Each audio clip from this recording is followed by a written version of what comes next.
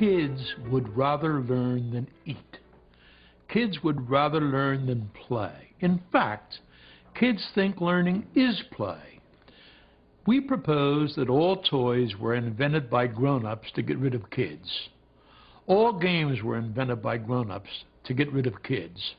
Let's take as an example the questions kids ask.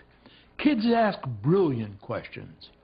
And we say, look, kid, why don't you go away and don't bother Daddy because Daddy wants to think about the important problems of the world.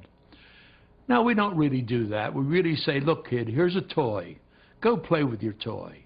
And we give them a rattle or a little red truck and say, go play with the toy, kid.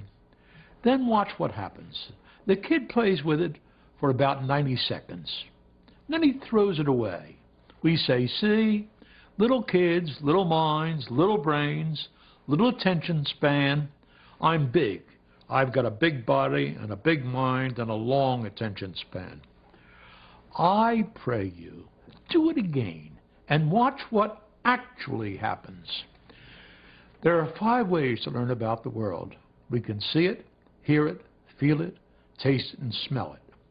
And everything that Leonardo learned in his life, or old Tom Edison or old Thomas Jefferson learned, he learned through one of those 5 pathways. The entire back of the brain is made up of those 5 pathways. If you drew a line right up here, everything behind that has to do with incoming information. Everything in front of it has to do with outgoing motor response. Now, give a kid something he hasn't seen before and watch what actually happens. First, he looks at it. That's why toys are made with bright colors. Then he rattles it.